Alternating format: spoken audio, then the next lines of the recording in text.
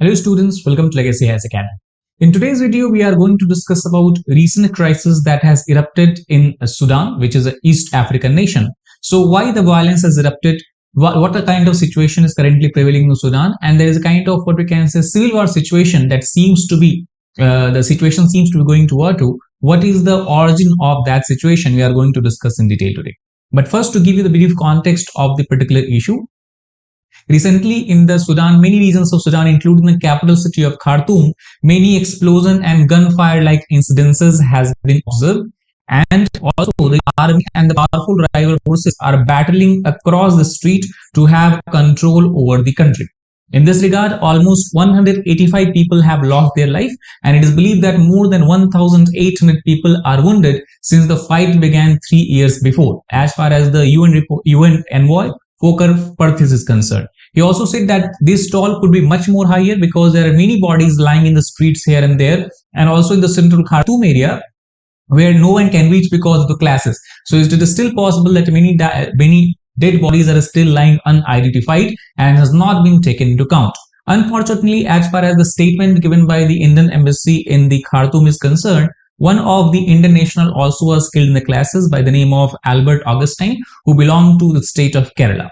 Now, if we talk about the geography of Sudan to understand where Sudan is situated, we can see on this particular map of Africa, Sudan basically borders the Red Sea region in the east and Sahel region in the west. Apart from that, it is also very close to the Horn of African countries such as Ethiopia, Eritrea and Somalia.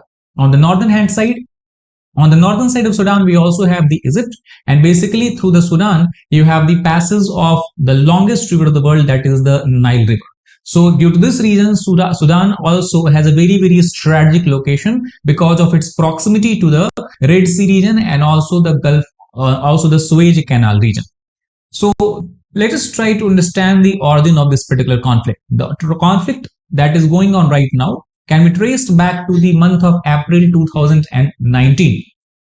It was in the month of April 2019 there was a countrywide uprising against the then president of Sudan, Omar al-Bashir. Omar al-Bashir was an authoritarian ruler who has been ruling Sudan under his ironclad empire for a very long period of time, and there was large-scale discontent among the population because the principles of democracy and the principles of fair elections all has been basically removed during this period. So that is why the then long-serving authoritarian president was overthrown with the help of civilian as well as with the help of the military general that day. Then 4 months later in 2019, despite the removal of the Omar al-Bashir, the democratic elections, the demand for democratic election, the demand for establishment of civilian government were continued by the protester, and protests kept on going countrywide. And that is why, to ensure that the public demand is met, a sovereignty council was actually constituted, which was basically having members from both military rulers or military faction as well as from the civilian faction. And this sovereignty council was actually functioning under the Abdullah Hamdok, and the main purpose of sovereignty council or main task of sovereignty council was to make sure by the year 2023 Sudan is converted into a full-fledged democracy and the democratic elections are held in a fair manner in the same year. So there was a 4 years of time period that sovereignty council has under itself.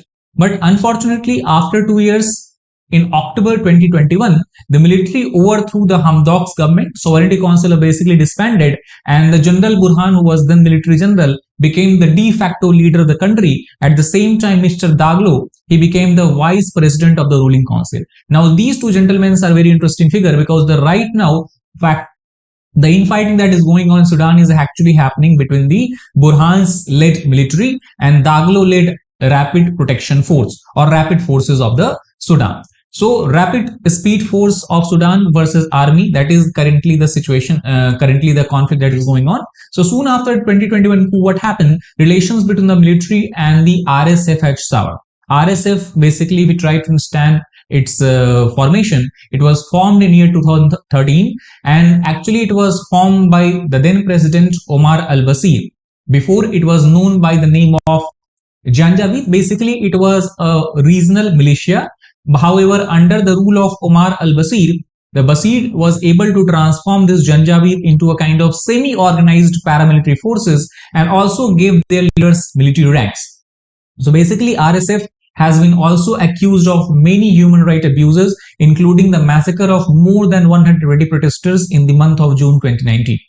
After Janjaweed was converted into RSF by Omar al-Bashir, it was deployed then to crush a rebellion in the South Darfur region, and also they were dispatched to fight many wars in the Yemen and also later Libya.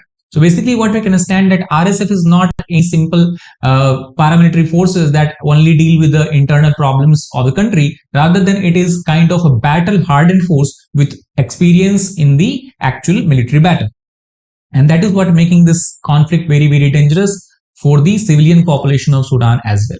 Now, what is the reason behind the souring of relationship between the RSF and the army? This can be traced back to the proposal that was actually given by the army general that RSF should actually be integrated into the regular armed forces. Currently, it has a strength of almost 10,000 personnel. However, this is something that RSF does not want. It wants to have its own autonomy, its own authority, rather than becoming a part of the military itself. Not only that, there is a situation because many important posts, many important holdings in agriculture, trade, and other industries are actually held by the military personnel, military authorities, military generals, and that is something RSF does not want, and even civilian population does not want that. Third, also the pursuit of justice over allegations of war crime by the military and its allies in the conflict in Darfur from 2003 also has caused discontentment among the RSF battalions. And also, since the RSF is allegedly involved in the killing of pro-democracy protesters, as we have discussed in the month of April 2019, that justice is also being sought over that. So overall, military actually trying to put RSF personnel who were involved in these incidents into jail and take stern actions against them, and then after that integrate it into the regular armed forces. And this is something that is vociferously being opposed by the RSF and mainly its leader.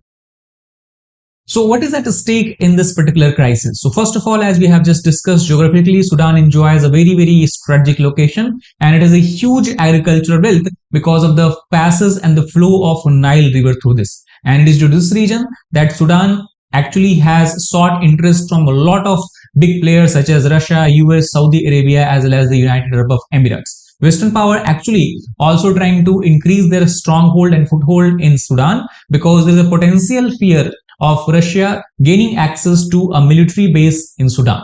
So Sudan's transition as an opportunity to push back against Islamist influence in the region is also being something that is actually being taken very seriously by Saudi Arabia and the United Arab Emirates. So all the regional powers, nearby powers, as well as the Western powers, Russia, all are deeply engaged or actually have a certain stake in the Sudan, and that makes this crisis very, very, what we can say, interesting for all the major countries. Now, what can be the repercussions of this particular conflict for Sudan? So Sudan currently is the third largest country in Africa if we talk in the terms of area, and it has seen repeated pro-democracy protests since 2021 coup. But the battle between the army and the RSF has likely made Sudan's transition to democracy much more difficult, and some experts actually fear that the tussle could gradually transform into a wider conflict, leading to the collapse of the country itself. The economy-wise, Sudan is also struggling because of the situations, and it is battered by hyperinflation and also crippled by massive foreign debts. Also, billions of foreign aids that were given to the civilian population of Sudan in one or other way from international community, that also has been frozen after the ouster of the Hamdok government in year 2021. So the people of Sudan are also facing all these economic problems that make this crisis much more difficult to dissuade.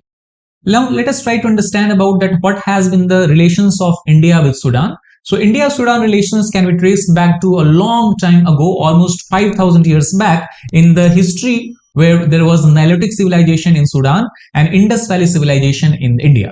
There is evidence actually of context and possibly trade between these two civilizations almost 5,000 years ago, either through the Red Sea region or through the Mesopotamian region, which is in the present day Iraq. Also, if we talk about during the British time, British Indian troops fought alongside with the Sudanese counterpart in the War of Eritrea in 1941, and the British Indian Army helped Sudan in winning the decisive Battle of Keren. Not only that, even as far as the Sudan's parliamentary election was concerned, the first Sudanese parliamentary election that was held in 1953 was basically supervised and conducted by Sri Sukumar Sen, who was then India's chief election commissioner. And also during the meeting of NAM, when Pandit Jawaharlal Nehru was heading the meeting, at that time Sudan was not independent country. So basically there was no flag for Sudan. And since there was no flag for Sudan, it did not have any kind of representative symbol there to be a member of the NAM or to be a participant of the NAM. And that is when Pandit Jawaharlal Nehru personally, he took out his handkerchief and wrote the name of Sudan and used it as a flag for the representative. So India and Sudan for a very long period of time, we can say, have maintained a very cordial and friendly relations. If we try to understand this from the economic perspective, India is also the second largest exporter to Sudan just after China. And as far as the bilateral trade values are concerned, it currently stands somewhere at US $1.3 billion. Not only that, even if you look at some of the ethnic communities of the Sudan, one of the community is called as Beha community, which is pastoral community. So they believe that they actually are having Indian origin. These are actually a type of Hamitic people which make up almost 5% of the Sudan's population. So that is also, or that also makes the India-Sudan relation much more stronger and deeper.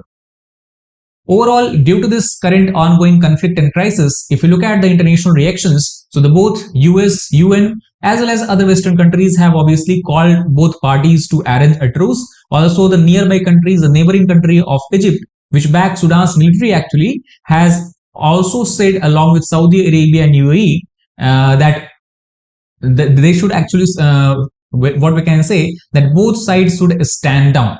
And actually we can see that Egypt is supporting military of the Sudan. On the other hand, Saudi Arabia and UAE, they are forging, or they have forged a very close tie to RSF. So basically this conflict can even further progresses and can cause disruption in the relationship between the Egypt on one hand and then Saudi Arabia and UAE others. On the other hand, G7 foreign ministers have also actually released a joint communique where they have condemned the fighting and have asked both the parties to lay down the weapons. At the same time, the Secretary General of United Nations, Antonio Guterres, he has said that he is also continuously in consultation with the Arab League, African Union, and other major leaders and countries in the region, and thus he is urging anyone with influence to use their influence to pursue peace in the Sudan.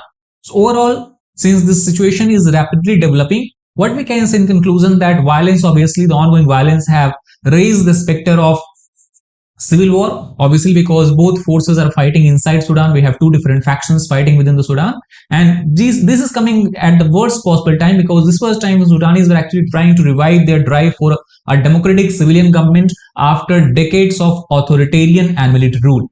And a coalition of civilian groups that has been pushing for Sudan's translation to democracy basically have given a statement that this situation right now, it is a very, very pivotal movement in the history of the country.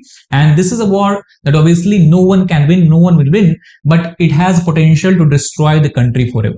So that is all about this particular topic. I hope you understood about the ongoing crisis, the origin and the reasons behind that. If you like the video, please hit the like button, share it with fellow aspirants, as well as subscribe to our channel for more such content. Thank you very much.